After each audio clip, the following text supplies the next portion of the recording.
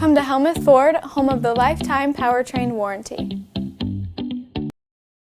Hi, this is Stacy from Shuttler Insurance Services. Come see me on the east side of the square in Sigourney for all your insurance needs. Skunk River Radio, country music from 1990 through 2010 with some Iowa country music sprinkled in. Listen at skunkriverradio.com, download the app, listen on Alexa by saying, Alexa, play Skunk River Radio on TuneIn. Skunk River Radio will also be available on Google Assistant in the near future. You can listen to me, Steve Shuttler, each weekday morning from 6 a.m. to noon, and listen to The Haze from noon to 6 p.m. Skunk River Radio, online radio for country music from 1990 to 2010.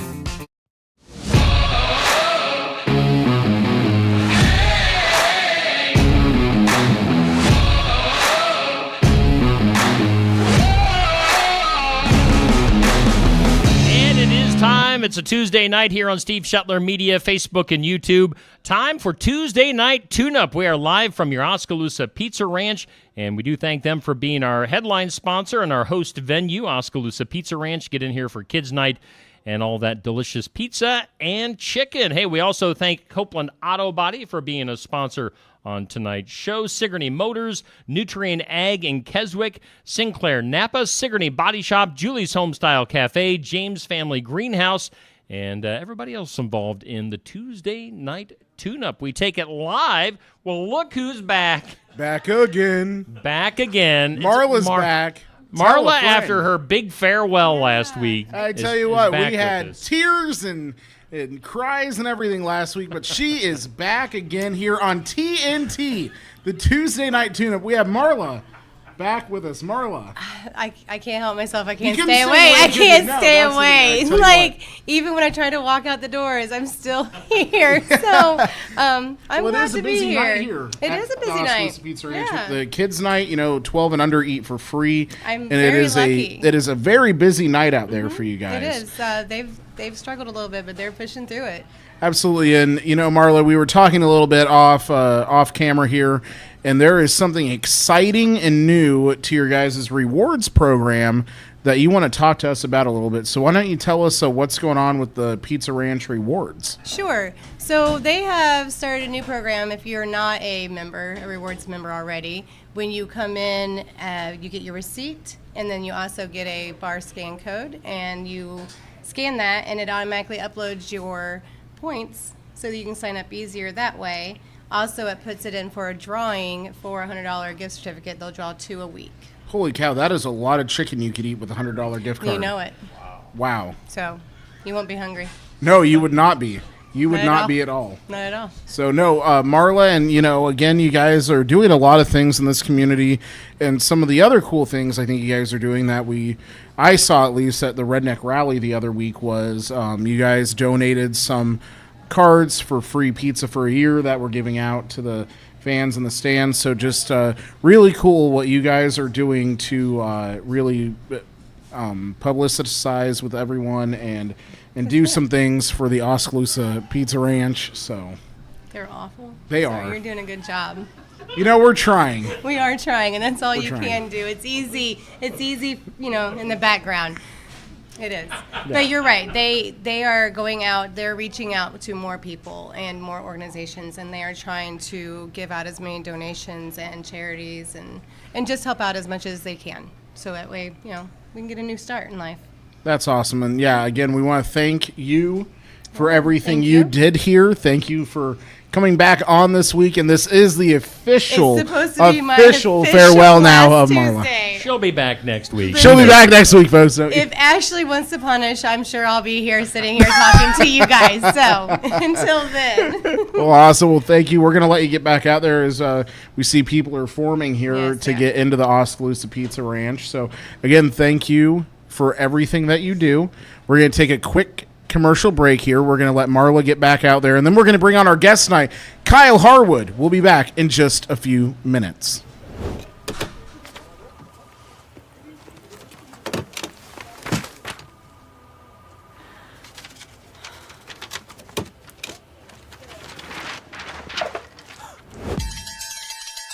When you need a break, Pizza Ranch is ready.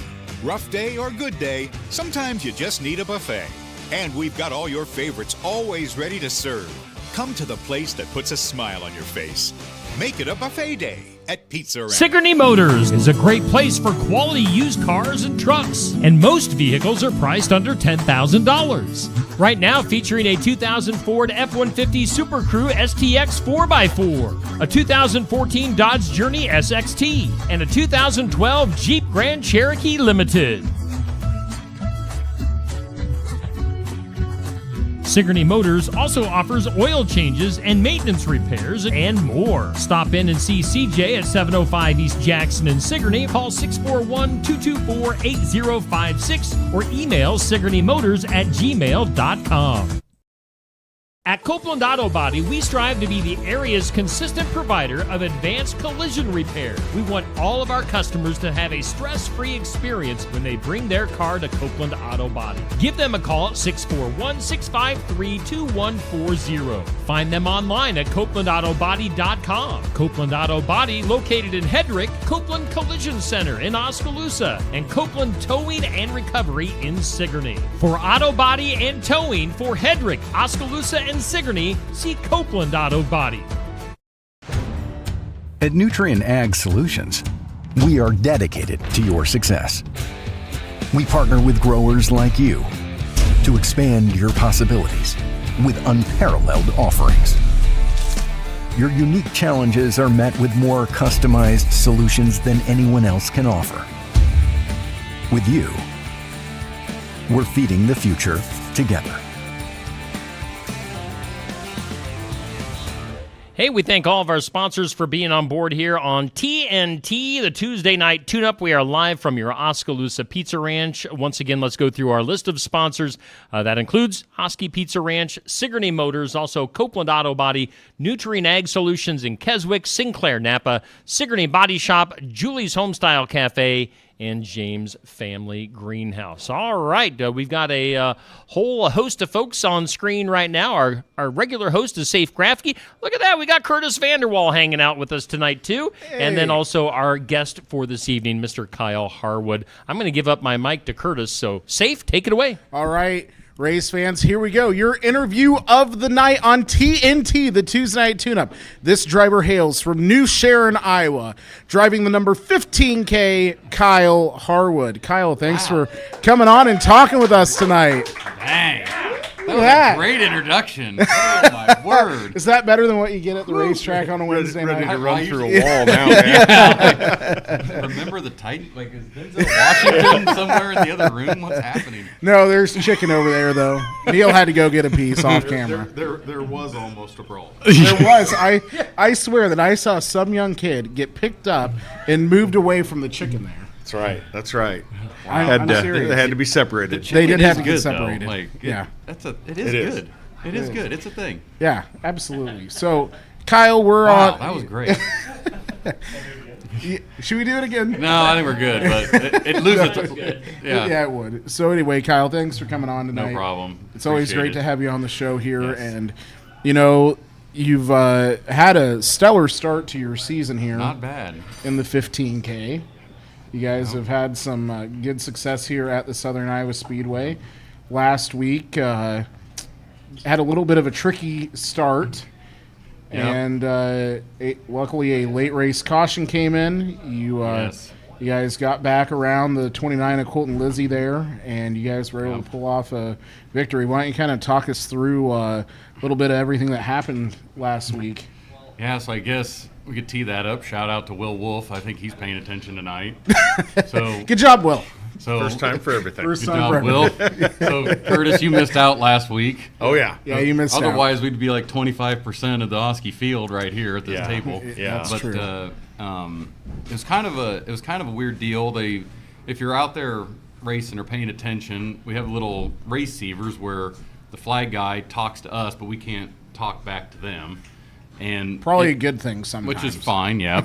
And at Oskaloosa, if you look in turn 4, they've got several tires, and then there's a cone in one, and you're supposed to take the green roughly around that cone area. Yeah. He always says wait for the cone, but normally people kind of take off somewhere by the cone. Well, Will, who's paying attention, so I'm not throwing him under the bus, because I was starting behind him, and then it was Tony Johnson, the 8T, and then Colton was beside me. So that was the front. Those were the first 2 rows, and on the receiver, they kept saying, "Wait till the cone, side by side to the cone, wait to the cone, wait to the cone." You know, they're talking to you in your ear. So we're waiting to go green, and the outside line just takes off, and Will's on the pole, and he's technically supposed to start the race. Well, when the outside line took off, I'm still behind Will. Next thing I know, whoever's behind me, I can't remember, is now pushing me into Will. So I hit Will. Will, at that point, then takes off. I try to grab the gas, but now I'm almost in the infield at this point. And I kind of half get on the gas, half I'm trying to look towards the flagman and the lights in turn 1 because thinking there's no way this is going to be a green flag deal, right? Right. They're going to throw the yellow. This is the ugliest start I remember in the last couple years. And it stays green. So we grab the gas, and Will and I are now, I don't even know what position I was in. So we take off, and we're 3 wide on the front stretch. And I'm roughly in 5th-ish place at this point. And Colton and Tony take off. Good for them. Colton passes Tony, and then Will and Tony and not good for you. Jason was racing, and we all raced each other for 5 laps or so. And then Will and Tony had a really nice side-by-side battle for, I think, 3 laps because I was waiting for a lane to open because our car was handling really well. And I was going to get around him, but you can't run 3 wide usually. No. That's just a bad idea. Usually. Not highly recommended. Not highly recommended, no. Not there anyway. So Will got clear of Tony, passed Tony, then I got clear of Will. Well, by the time those 5 or 6 laps went by, Colton was running qualifying laps out there, and the track was similar to when you were there the week before. It was very, very fast. A definite bummer. It was that's a good way to describe it. It's hard when you're that far back to catch up to someone with not a lot of laps left. Yeah, no. Definitely a bummer to try to run them down. So on that track. I'm way behind more than a straightaway, and at this point, I'm like, well, I'm going to start clicking off some laps, feel the car out, but there's not enough time or distance to cover to catch Colton. That's not going to happen. You're not going to catch him at this point. Yeah. So I'm clicking laps off, and we take the white flag, and I've closed the gap because I think Colton was having some distributor issues. I could tell it was smoking or something was going on, but I was taking chunks out of the lead, like 1 car length or 2 car lengths every corner. So I could tell I was catching him, but there still wasn't enough time. Well, we take the white flag, head through 1 and 2. I'm like 7 car lengths or 6 or 7 car lengths behind him down the backstretch. We actually go into turn, or getting ready to go into turn 3. Boom, the caution comes out. I don't know the story because I never went over and talked to him, but the 3Z, Jason, somehow got turned around in 3 and 4. I don't know how it happened. Didn't ask any questions, but the caution came out. So is the 3Z going to get a Christmas card? Well, I talked to his wife, Brandy. I talked to his wife, Brandy, and his daughter, and they're like, I think you owe us one. I'm like, yeah, I do probably owe you some sort of, like, I need to go buy you a bag of popcorn at the concession stand. Bring him to Pizza Ranch. There you go. So anyway, shout out to the 3Z for helping me with that deal. So then, as with any kind of Delaware double file or whatever you want to call it, Colton led the whole thing, and I saw him running kind of a different line than what I was running. So I chose the outside, actually, which normally you don't want to do at Oski a lot of times, especially if you're in the lead, because a lot of times if you can run the middle or bottom, it's really hard to pass on the outside. So if I was him and I didn't know the outside lane had some traction, I would have done the same thing in his shoes. But we took off, and I think he was having maybe some engine problems or something, but we got a really good start to the point where I got the front of my car to about his passenger door getting into 1, and I chose the top side and never had to lift, and he chose the middle bottom, and I was able to hook it and carry the momentum and pass him coming out of 2. And then at that point, I had the lead getting into 3 and 4, and then took the white flag, and it was kind of over at that point. So it was exciting. The stock car feature was also very exciting. I was watching it from the staging area. There were like the 3, hobby 4 stock wide. Feature was going to be exciting too until Dustin blew up there. That was a grenade deal there. He came into 1, and all of a sudden it looked like a scene out of Cheech and Chong. Yeah, it was bad.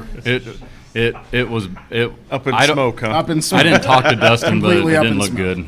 So yeah, That's never a good. It was not good. No. It was not a good day to be the 10G. Yeah, so we've had 4 seconds at Oski now and 1 win. So Well- not bad.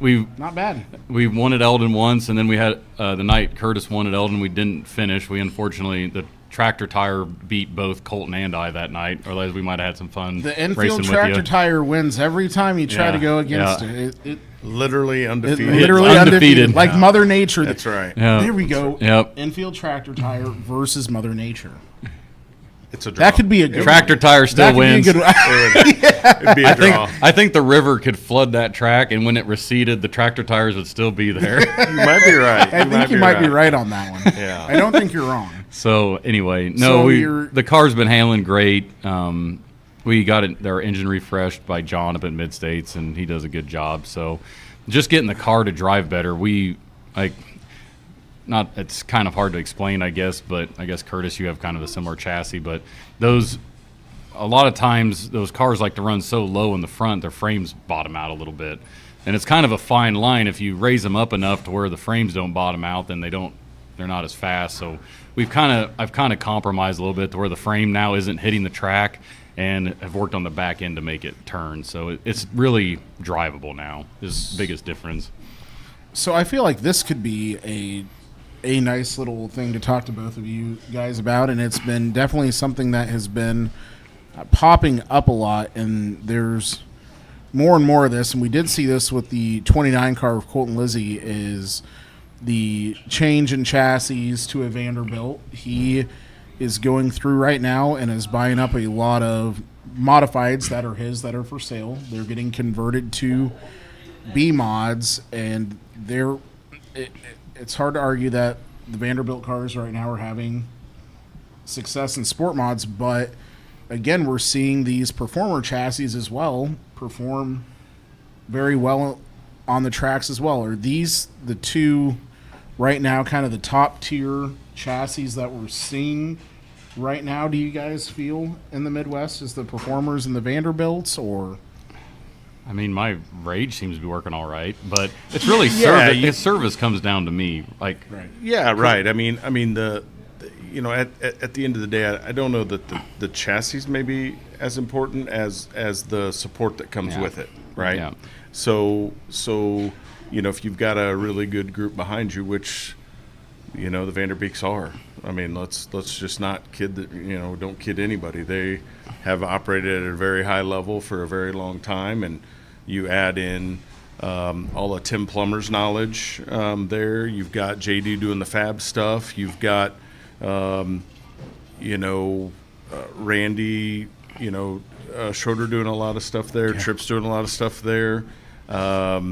It's just an unbelievably good group, that's involved there, and they're very smart. Then you add on top of that the manufacturing capabilities, the way that they build their chassis, for ultimate consistency, the way they do their interiors and their bodies for ultimate consistency. That's a recipe for success. It doesn't matter how you slice it or what names on the chassis, and then you throw in the years and years of knowledge, and it's going to add up. Now, for us, we have a similar thing. Rage is a good chassis.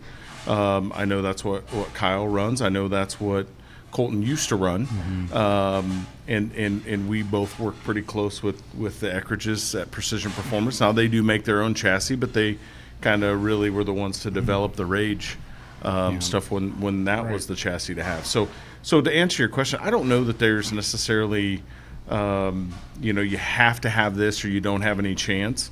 With as well as Colton's been running since he got his new car, and the way that Speedy Bray runs in the Vanderbilt stuff, sometimes it maybe feels like that, especially to us guys that don't have that. But it's quite frankly up to us to make our stuff better.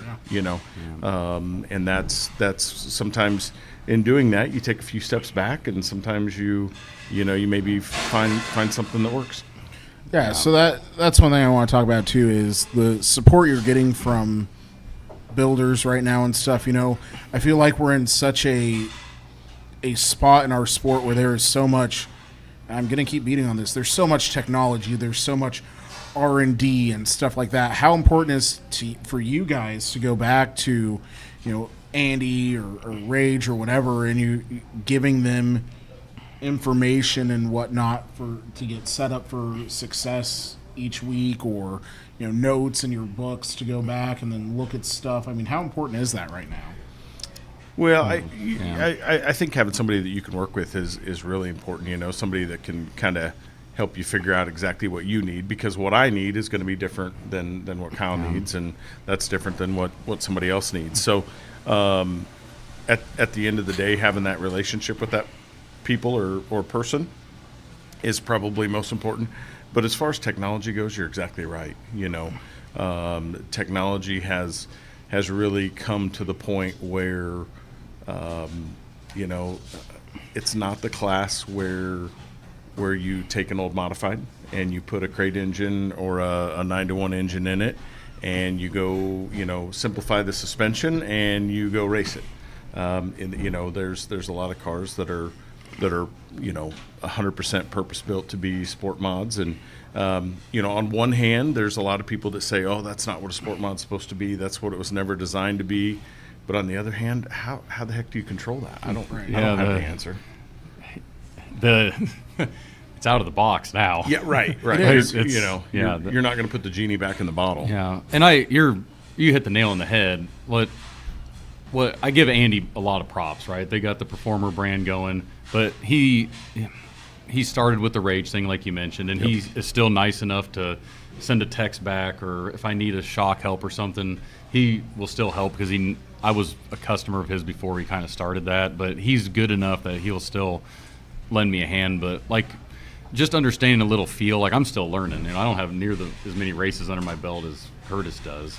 But one thing I'll just ask Andy, like, hey, if it feels this way and I wanted to try to do this, what are some options? And then he could kind of lead me in that path. But what I try not to do is change too many things all the time. I'll maybe make some sort of change, and I've always run 2 or 3 nights just to see what it does, and then I'll write it down. Then maybe I'll make another change and then see what that actually feels like, and then I write it down. So it's taken me now, so I've got 7 nights now this year, so 47 nights in a sport mod. So it's taken me 47 nights to try to figure out what I'm kind of there now. Like I now feel the car's pretty good, how it's driving, like when it's tight, like it's not like driving an old A mod or the old stock car. Like when you turn the wheel, like it when it pushes, like it's not as quick to react. So I've gotten that feel, but since I only raced 15 or 17 nights, I always lean on the guys that did it forever. Colton was always good to me on what's going on, Carter Vandenberg, Caden Carter, all those, like all them guys, even Matt DeYoung, all the guys we pit next with, they like, hey, if this car's doing this, or what do you think is going to happen with this, what would you do and why? I just really kind of want to know the why, because if they tell me why it fixes that, then I can apply that logic to the car. Because I'm not a super genius when it comes to this, right? But when you use good parts and you apply logic and you try to make it work, then you just have to go drive it and see what happens. Well, and that's a good point, because talking about you have a good group at the track and stuff, there's always been the Oski Posse, the group of guys from Oskaloosa. So you guys are you guys like the North Mahaska Nightmares or something? I mean, that's Bill. Isn't Bill Baylog the North Pole Nightmare? Yeah, but are you guys the North Mahaska Nightmares? I'm not sure what that would be. North Mahaska Ninjas. Yeah. Oh, there we go. The North Mahaska Ninjas. Now, if you can mentally picture all of us, like I'm trying to, and I don't know if that's really ninja-y. Yeah. So then how? Could you see Zach Vanderbeek in like a black belt, like him? Maybe. Yeah.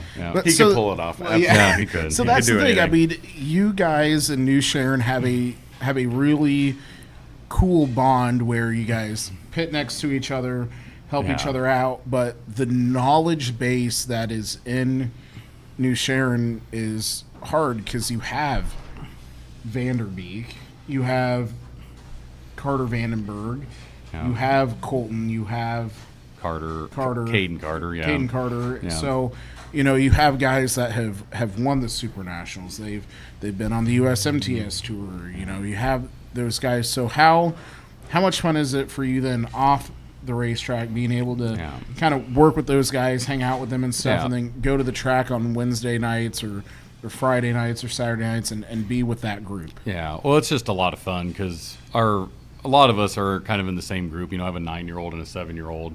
We all have younger kids. We like to golf. Can you imagine a bunch of racers out golfing? Because that does happen. Absolutely. I'm not terrible at golf. I'm not great at. Nobody's great at golf, but I love to golf. That's I don't know. really You fun. should see Kyle Larson golf. I've never seen him golf. He but- is very good at golf. Really? He goes Wow. to Pennsylvania a lot of times and goes golfing with Lance Deweese. Okay. They are very close and they golf a lot. Yeah. And the boys are getting into golf too, so it's It's fun. fun. Doing dinners and that's what the racing community is kind of all about, right? Like you kind of build relationships and friendships with the family. We try to make it family oriented. We're not gonna go over and yell or cause a ruckus in people's pits. We don't want to have any of that. We want it to be something inviting for the kids to do and enjoy. Because if racing's going to continue, we need to Get the next generation. We need to keep Yeah. people interested in it, or it's not going to be around anymore. Yeah, absolutely. So right now, at this exact time, there is a very large sprint car race going on. And I know, Kyle, you get into some of this stuff.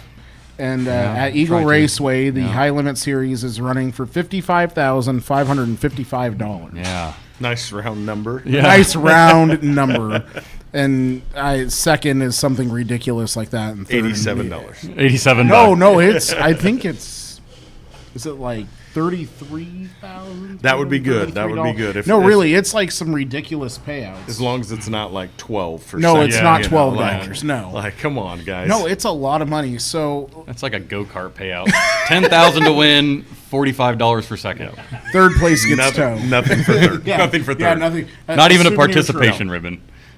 Don't even get to keep your pit pass ribbon. So. That's right. You got to give that back off your race. Yeah. Here, we're going to reuse that. No, so that's going on right now, and there's a lot of great cars there. David Yeah. Gravel is not there, though. I haven't checked on times or anything yet, but was it at 141? Where were they at when Larson had an axle tube break getting into one behind Rico in the main, and he went for a pretty good That ride? was at. I'm pretty sure that was at Was it? 141. That was just last week. Could have been. It was, yeah. Whew. So without deal. David Gravel isn't there, which is kind of a big surprise. That's a big storyline for later. Tell everyone why. Because Yeah. the Outlaws are Yeah. not running. No, but Giovanni Selzy's there. Yeah, but There's only so many races, what I'm right? saying Yes. is why is it weird Yeah. that he's not there? Well, right? yes, there's a whole application process. You can only go so many out. Yep. It's kind of a nightmare. It's shocking though that there's some other outlaw guys there. Yeah, but He's not, the but- big thing is he could be there He and could is be. not. Right. Now is that because he's got family obligations? Is it because We don't know. he didn't run especially good last time? When he went to Port Royal for the Weichert, it could be a million things. It's interesting nonetheless, Right. though, that he's not there when he could be. Right, and we'll talk on that later. But I think the big thing is there's 43 fantastic cars there. And Kyle, I don't know. It's a one-night show, right? Yes. Yeah, it's just tonight. Was it last night? No. I don't. No, it's I only guess I tonight. don't know. Sorry. Yes, it's only tonight. So, looking at who's there and everything, you have Aaron Reitzel, Kyle Coming off a Larson, big Casey win at Kane, the- Brad Sweet. Yeah, Yeah. you have a lot of great cars there. If you had to pick one, who would Oh. you pick to win this? I'd have to look at the entry list, but in my mind, Rico has been running really good lately. He's been strong this year, especially on those type. Eagle usually is rough. Even if you watch those late model, that track gets rough. It's fast. It's arms up. You gotta. I don't know. It's got to be Rico or Larson or one of those high limit guys. I'm gonna think is taking the money. Even Sweet needs to pull off a big win. He could be tough. Yeah. Yeah, no doubt. I mean, if I had to bet, I'd probably put money on, like Kyle said, I'd probably go Rico or Aaron Reitzel. Yeah. But at the same time, I've seen Kyle Larson do so many amazing things in race cars of every type. So how would you bet against him? It's hard not to. Yeah. It is very hard. So, With a big high limit show like this, just trying to think logistically, because I think the Cup guys, they need to report to Mexico by Friday, don't they? So they'd have to get it done here in the next day or two, so they could head south to Mexico City for this weekend. Well, that's only 3-hour flight. It's no big deal. Yeah. Right. On a private jet. Yeah, the way those guys travel, waiting very close the by. world is very small. So that'll be interesting. What do you think about that? Going to Mexico City, the Cup Series going. It was interesting planning on NASCAR's part. Let's race as close to Canada as we literally can, except for Watkins Glen. Yeah. And then let's go to Mexico the next week. Yeah. So, Viva Mexico, right? Yeah, I mean, like, seriously, this let's- is ridiculous to me. I think it's getting ridiculous. What was interesting is they brought the other haulers there. Oh yeah, they couldn't to go back load to up. Charlotte and make it to Mexico. No, they couldn't do it. So they had to bring other cars there and go straight from. Yeah. To me, so- I think this is getting quite ridiculous. I was listening. I mean, it's great. They're doing the whole international thing. NFL's trying to do the same thing. That's kind of ridiculous too, to an aspect. Yeah, right. I don't know. It's I mean, when there's a lot of racetracks in the U.S. that probably You would think would they'd put wanna on show a really some more good show. US. I understand NASCAR's want to be international. because they have a Mexico series already. Right. The problem for me is like, let's fix the race car before we, like. Well, like I let's mean- just continue to make questionable decision after Yes. questionable decision. Isn't that what it's always been? I heard not there's a always, potential to get to 750 horse to give him more power, but I don't think that fixes the whole car. No, Yeah, that's no, going to it's fix not. like I all mean- the parts that just break I randomly. mean, well, They need to wear the tires out. Yeah, that's just it. They need to have softer tires. They need to have, quite frankly, smaller wheels. They need to not have the sequential gearbox. They need to have, solid rear axles. They need to not be, I mean, they need to scrap the entire race car and just literally run the Xfinity cars. Xfinity car is great to because watch. they are unbelievable to watch. Then how about this on the truck side? Dodge coming back. Well, Yeah. Ram. Potentially. Sorry, Yeah. potentially coming Yeah. back. Yeah, I was- there've no, been they some leaked announced it. videos. They announced. Oh, did Yeah, they? they- Okay, They cool. did a whole Well- unveiling with this truck. Yeah, and that's it kind of cool looks then. ridiculous in the front end with the big Ram. Anyway, Oh, Denny. it's good though. They're coming back. I just think the front end looks horribly ugly. Well, that's everybody's personal taste. I like to listen to Denny's Actions Detrimental podcast, and he explained it really well on why they did the truck series, because the truck series almost has a crate motor.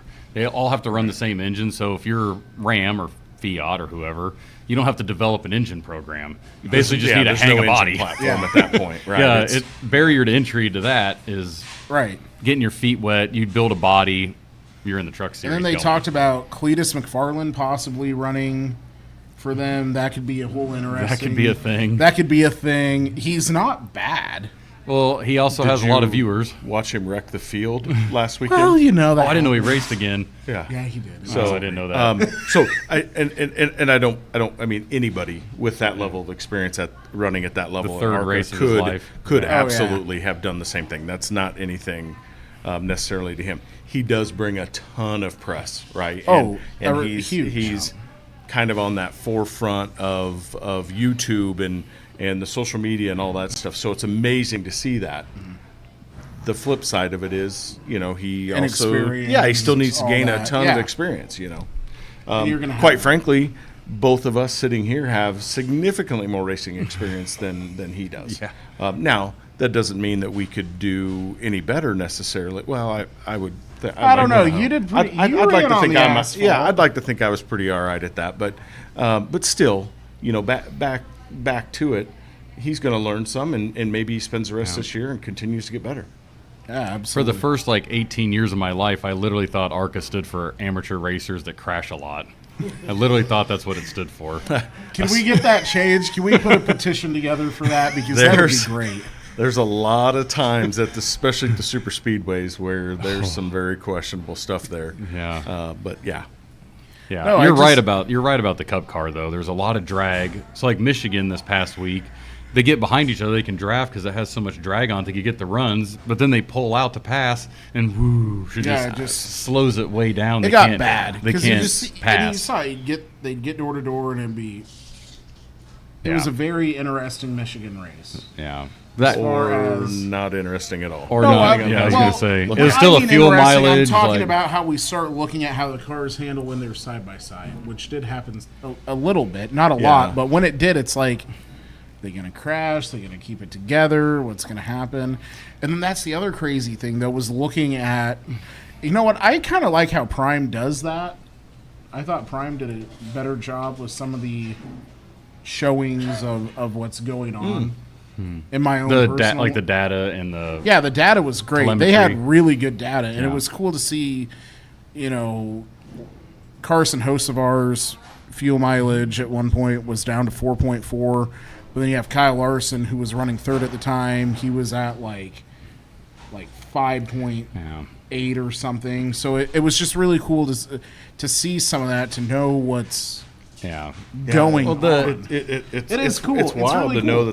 that data exists. And then Yeah. it's like the teams all know it too, because they're like, each Yeah. team can see what's going on with each other's fuel mileage right now. So then it's like, well, that's kind of interesting then too, because it's like, who's going to make it on fuel, who's not going to make it. You know, Larson and them thought the first Hocevar and who was in second? Well, what, like- Byron were going to run out of Yeah. fuel, and then they didn't, and then Hamlin and all them showed up, and then Hocevar had a flat tire. At least it got interesting at the end. It got interesting when it mattered, which was the Well, end. and like if you're a casual fan, like if I was gonna have somebody come watch that race with me that didn't know anything about racing, you were Right. watching the on-track product. But like what it came down to, like Hocevar knew he couldn't stay out because they were like, well, you needed this many seconds of fuel, but we only gave you that minus 0.4 seconds. So the 0.4 seconds, you're not going to make it unless you weren't going to win. It's like that's what we're talking about. Right, and then like they- you couldn't get the extra 0.4 seconds of fuel. How do you explain that to somebody that's just like clicking it on like, hey, I want to watch. Why is that guy got a pit now? There's only 4 laps left. Well, he was 0.4 seconds of fuel less, but if he would have taken the extra 0.4, he was going to be in 12th. Yeah. I know. That's Isn't just that it, crazy? You know? Yeah. It's To explain nuts. to somebody that And- doesn't know. But unfortunately, that also explains, you know, why did they take that chance? Because they knew if they took that and they were 12th, they Can't had win. absolutely no Can't win. shot at all, because you Can't can't win. pass with this car. And Can't same do with it. Byron. I mean, he knew that he really needed to keep Yeah. Hamlin ahead, and they're like, "You're gonna run out of fuel, Yeah. but we want you to stay out there Yeah. and at least." But once Hamlin got by him, It he was not done. going to pass Oh, him because no. you couldn't waste the fuel to try to get by him. No, Couldn't do it. absolutely not. Yeah, that's the bummer. But honestly, Michigan's been fuel mileage racing for Most of our lives. yeah. Thankfully, Alex Bowman's for the most part all right. That right? was a big. That was a big bad wreck. wreck. That was a big wreck. That was a bad one, but That was a lot of speed. yeah. When they red flag something and they don't want you to drive by the crash site, that got to make you nervous if you're sitting in that car, right? Yeah. no Especially doubt. like on a car owner perspective, or Yeah. you know, other drivers from the Hendrick camp being like, "What's going on? Yeah. Is he okay?" Yeah. Thankfully he was. So He that's, was, yeah. yeah, that's good. But no, so yeah, I mean, just NASCAR is interesting. Again, going to Mexico here, high limits racing tonight. We have a lot of different things going on, and tomorrow night is supposed to be the bike giveaway night Oh, at yeah. the Southern Iowa Speedway. Hey, I got one ready to donate. I went and bought one. It's fluorescent orange, so it kind of matches the car. Got Ooh. it stickered up with 15K stickers, and if whoever wins that one, I'm going to give them a free T-shirt too. So whoever wins that bike, win the bike. Come see you. Come see me in the pits. I'll hook you up with a There you shirt. go. So it looks good. We got it lettered up, so it'll be ready to go. Did your dad help you with that? No. You didn't have Roy out there doing that. You should have. No. I need to. We're gonna attempt to try to go to Eldon on Thursday because Oski's Wednesday, then Eldon's Thursday this week. That's a busy back to back. I don't know if we're gonna bite off more we can chew, but we're gonna try.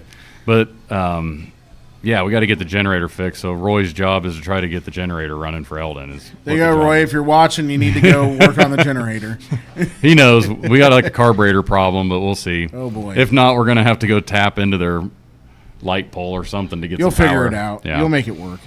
No, but you know, it takes a lot to keep these cars going on the track, especially when you're going to do back-to-back nights like that. I know you have your amazing wife and kids here with us tonight. Yep. You have one of your helpers here, Nathan. I Look just at saw him. him scarf down a whole plate of the cheese bread. And before that, it was an entire chicken, wasn't Wow. it? It was. I think they could have made a whole chicken out of They everything. just he ate. brought the whole tray in here. They did. It was the most crazy thing. Off said, camera, they "We'll- brought we'll him a whole just tray. take back It was what you don't impressive. take." I mean, as a big guy, it was still impressive. It He's was not a big very guy. impressive. so- No, he is not. No, but so again, your wife and kids Dutch are here. skills right there. Dutch skills. Gotta get the most out of that tray. So you got Nathan here with you. So Yep. and you got some other people too that help you on the car that I know you want. For sure. You want to thank. Yeah. And you got some great sponsors as well. Yeah, great sponsors and great friends. So you're kind of picking on Nathan. I always do. So It's okay. So starting with Nathan and Brandon Vanzani are Black Oak Pumping. When you see that on the side of the car, custom manure hauling and spraying and taking care of that. Then NV2 on the very front of the car. That's also Nathan. Holy with his- cow! Yep. Man. I know. He's a great guy to know and a great guy to have on your crew. Yeah. Semi-livestock hauling business. Scott's Pest Controls, Mahaska County, local pest control business to take care of all those needs, because I know those gnats are terrible this year. They are bad. Oh, thankfully he's our sponsor because we can spray and take care of all that at our house, because I do not like bugs. So Austin Vanderlinden out of Lighton, so again Mahaska County, Vanderlinden Services, air conditioning, heating, plumbing. You call Vanderlinden Service, you actually talk to him. So it's another That's local company. Pella Glass. For commercial glass, residential glass, you break something, you give Dave and his wife Ashley on that business. So yeah, Austin and Katie, Vanderlinden and Lighton. Pella Glass, Midstate Machine helps us out with the engine. We already talked about Andy and Precision Performance, and then Arnold Motor Supply and Oskaloosa and Pella help us out too with parts and pieces and lubricants. So I don't believe I'm missing anybody. I think I got everybody. Sometimes I miss some, but no, the fun thing is they're good sponsors, but they're also really good friends. So that's what makes it fun. They enjoy when people call in and say, "Hey, we heard Kyle and saw this. Like, what's this, and this?" So it's awesome. fun listening to those guys say, "Yeah, you must." Apparently, somebody's paying attention to you, because they are calling us saying that they saw the car on the track or whatever. So that's really fun. But yeah, hopefully you'll see us Wednesday. If you have your kids, because I think there's inflatables at 5:30 to 7, Yeah. I think, and then there's always a ton of bikes that they give away. At least I think it is. There's like 20 or 30. I mean, Joel don't know. Tater Davis even brought a bike. Oh my! Did he make it himself? No. Oh, okay. He bought it. Okay. He was bought it. So there's 20 or 30 bikes. If people don't know racing and they have kids, this is a great night to bring them out. So anyway, I know we have a bunch of friends coming that have never been to the races, so hopefully we'll do good tomorrow. Are we gonna make it? Is everybody okay? Off camera. There was no chicken harmed in the making of I this. tell you what, no, there wasn't. They're just, we have a lot of fun here, Kyle. You're Hey. gonna have to come back again. That's great. So See, look at this. are you Got it gonna be done. there tomorrow? That's Hopefully the we'll have hope. two cars. Yeah, that's Okay. the hope. So Sounds we'll good. see. Oh boy, you got more competition. That's great. We need it. do. They made some rule changes in the sport mods. Curtis was there that night. I totally agree with the rule. For those that don't know what we're talking about. Yeah, why don't you explain here real quick? At the beginning of the year, they don't call it sport mod. Obviously, I think they actually call it a B modified class. But I think there was some USRA interest at the beginning of the year, and to kind of get those cars to come, we have a digital RPM box where we can turn these knobs, and that's what limits your engine for RPMs, both crate and open engines. So IMCA rules is 6,600 for an open engine and 6,200 for a crate. Well, the USRA cars are 7,000. So at the beginning of the year, the USRA guys wanted to maintain that 7,000. And if you go to a USRA track, a lot of times you run 6,800 as an IMCA car. So they moved the RPMs up to 6,800 and 7,000 for an open engine, leaving the crate still at 6,200, which That's a big difference. it's a huge It difference. doesn't. 800 RPM might not. or, Well, 200, which yeah, is 200 almost a might gear. not, It's yeah. almost a gear, really. Might But not sound like a lot, but it is a big difference. It's several tenths of a second. But Oskaloosa with a crate is very difficult to begin with because of the RPM and really just where the engine builders have gotten the open engines, really.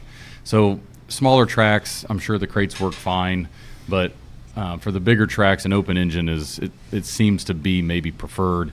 So if I was a crate person, it'd be kind of hard to justify maybe coming on a Wednesday night to come race against the other open engines. So they made the rule change for us. They put it back to 6,600. It tightened the gap a little bit.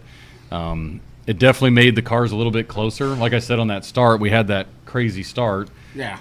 Those other 200, like the couple previous weeks before that extra 200 RPMs, you really could get around guys quicker that had the crates. That's just the way it was.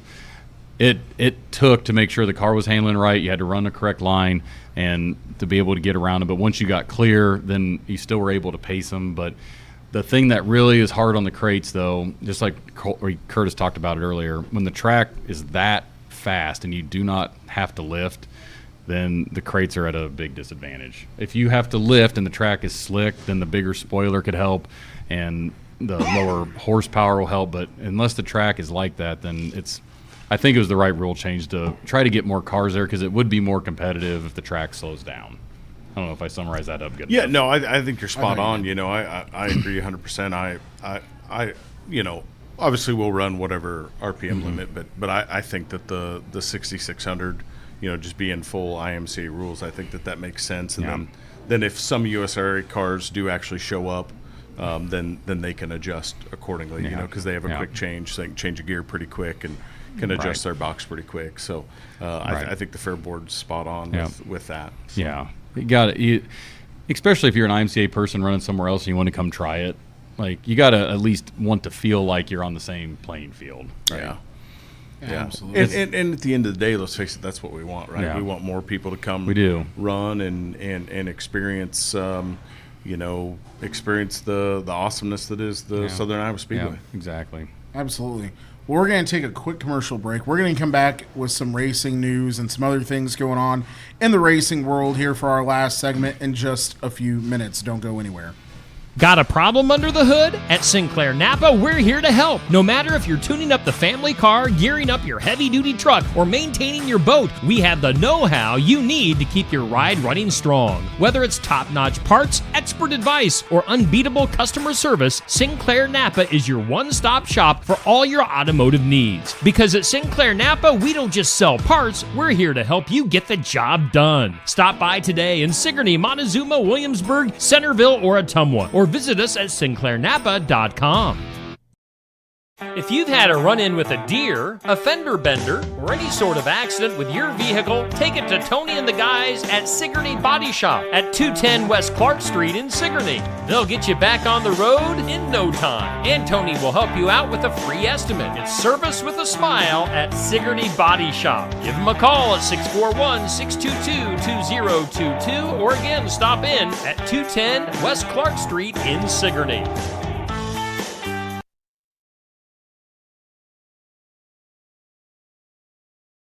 Julie's Homestyle Cafe at 216 South Market in Oskaloosa is a small place with a great big taste of home cooking. Established in 2009, Julie's Homestyle Cafe serves breakfast, lunch. You can have a slice of pie, dessert, and soft drinks. Julie's Homestyle Cafe is a veteran-owned cafe serving traditional breakfast and homemade lunch meals just like Mom used to make. Find more information at julieshomestylcafe.com or follow their page on Facebook.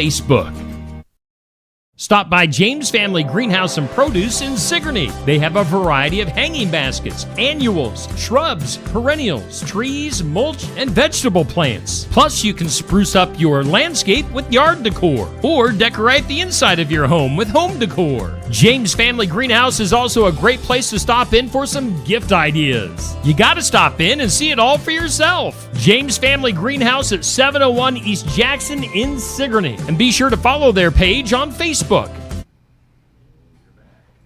right, welcome back, race fans, to TNT, the Tuesday Night Tune-Up. We have Curtis with us, and we have Kyle up here with us. And, guys, we're going to talk a little bit about arguably one of the biggest races that happens each and every year in the U.S. Certainly, I would say the biggest one for sure. If you are a dirt late model racer or fan of anything with dirt late models, is they went out to this really cool track out in Ohio called Eldora Speedway, and man, was it a dream. Yeah, it definitely was. You know, Or Wednesday was it night- reality? Well, maybe both.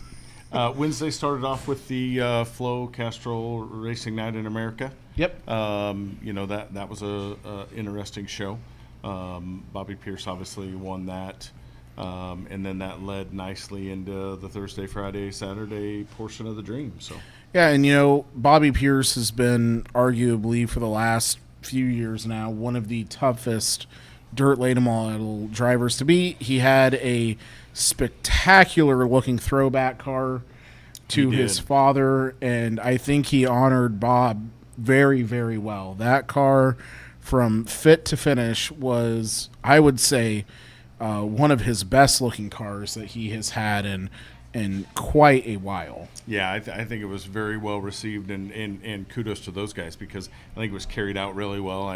I can only imagine they sold a lot of T-shirts and die-cast. I can only imagine. and all that stuff with it. And it was a really cool thing to kind of pay respect to to his dad and one of his schemes that he had used in the past when he won. I think that year he won the Prairie Dirt Classic Yes. with that paint scheme. So yeah, it was a really cool deal.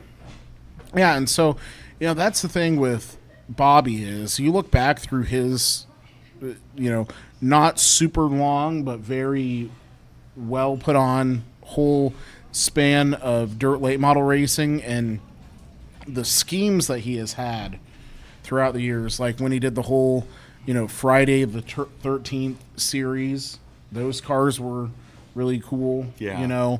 And then when he goes on to the Gateway Dirt Nationals and he does his little Christmas schemes of different sorts and whatnot. Yeah, I mean, he and his team have really leaned into that whole, deal. I think that they've kind of realized that it's a good way for them to do something cool, but I kind of think there's probably some monetary benefit. I would say from there's a it- little from it bit. too, I would say there's a So, little, and that's the thing. kudos to them though. Very smart marketing on their part. I know his Abby, his significant other, she does a ton of the social media stuff now, and she has kind of taken over social media by storm with the different things that she's doing on there and whatnot. So it's really interesting to see that side now becoming such a big part in dirt racing is social media.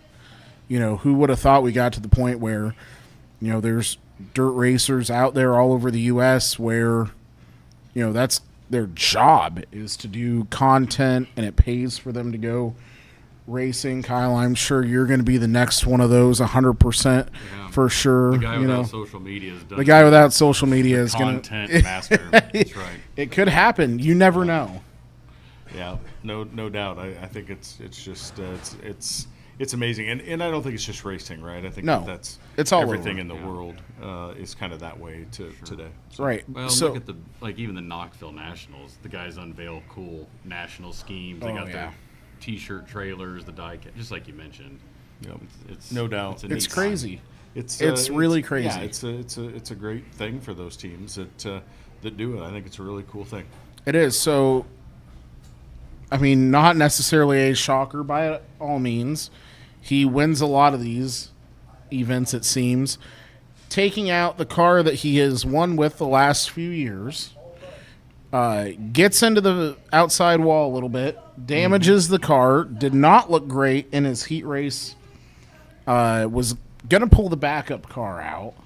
I believe they did pull the Wednesday backup night car they pulled out. the They backup did. car out for the flow race, Hated it. and just didn't. It did obviously not when you're- drive well. Yeah, when you're mired that far back, right? I mean, Yeah. it's tough to go, especially in a 30 or 50 lap race.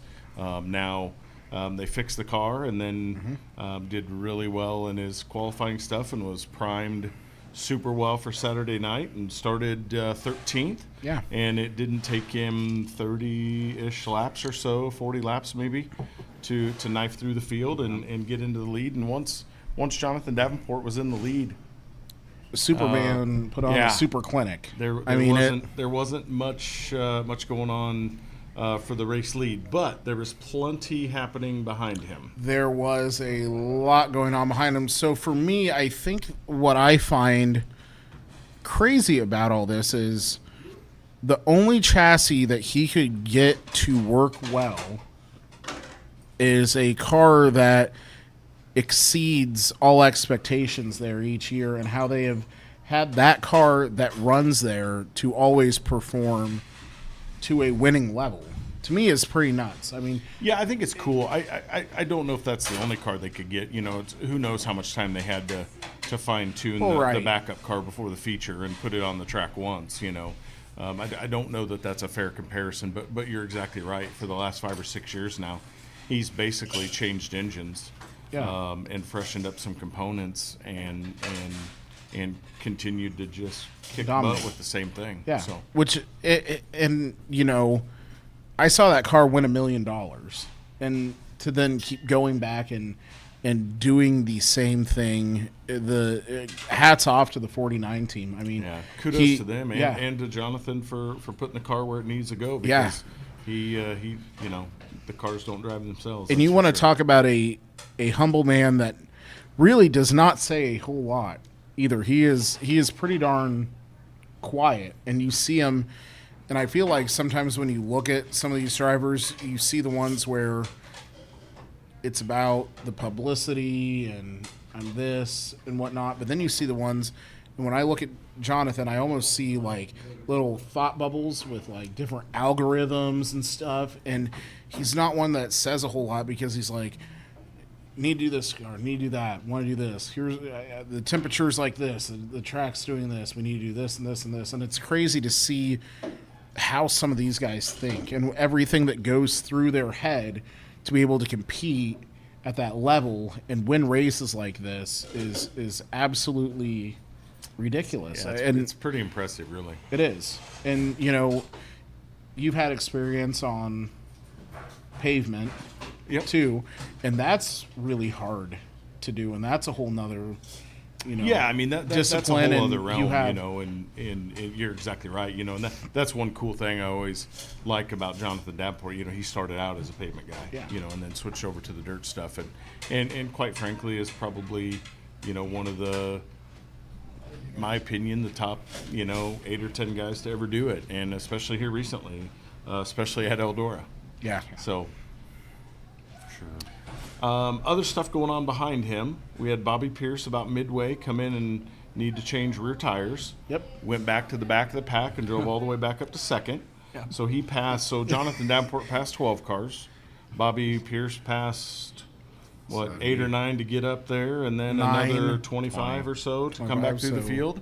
So he passed 34 30-some cars. In third was Nick Hoffman, who at one point was a lap down. He was. Got the lucky dog on an early yellow, got his lap back, and raced all the way back up to third. Originally started 20th, so he passed 17 cars. And then the other impressive run that I thought, The guy that I picked to win last week, fire away, Tim McCready. he was fourth, but he came from seventh, so I that know. was a great run, but it wasn't maybe nearly as impressive as the guy right Oh, behind him no. that came from 24th to finish fifth, and that was Devin Moran. And that's who your son had originally picked. I think And he then originally backed out. Is that Yeah. the way it went? Okay, I thought maybe he picked Davenport and you gave him a hard time about that, and then he said, okay, maybe Bobby Pierce. At Or one maybe point, vice he picked, versa. At one point, he picked Moran. Yeah, if you pick those 4 or 5 guys, You're you gonna. have- Yeah. There's gonna be some magic. pretty darn good Yeah. shot at. But I Yeah, guess at the especially end of the that day, track. for me, watching that race, or I guess watching the highlights later, I just thought that it really showed the ability, especially in the longer races, for there to be such a high level of passing, which, as a fan, is what I think is important in racing. You know, I think, yeah. you didn't. I know Mike Marlar was, mad earlier in the week because he got tangled up in a heat race because of an invert, and it's like, man, I get that, but at the same time, It needs to happen. yeah, I think it does, and other series kind of get some let's say criticism for their cars not being able to pass. Maybe the ones with the wings on top. But in general, I think that it's safe to say, especially at Eldora, man, there's a lot of passing. It is a in the late magical models. place. Yeah, it is. It is It's such a magical pretty place wild. for late models, and I think that's the biggest thing is these inverts and things happen for a reason, and I don't want to say it's purely for entertainment because it's not, but if you have these guys and they don't invert, and instead it's just like, okay, qualifying 1, 2, 3, 4, 5, 6, 7, 8, 9.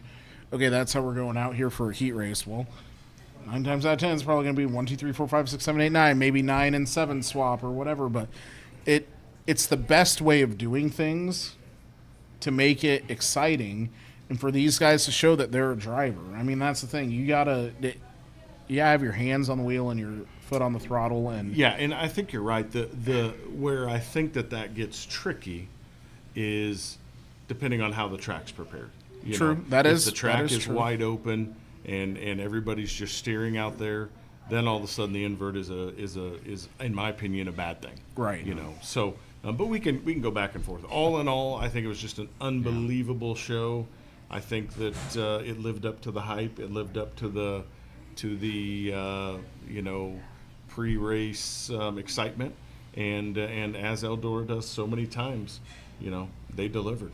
they do. And it's such a great place, and I'm glad to see some changes they've made to the track. I know when we went out there for the Million, they had brought some new dirt in, a lot of issues. Ended up scraping it all off before they actually ran the Million. Scraped it all up before they ran the Million, and I tell you what, there were potholes that I could fit in, and I would look tiny in them.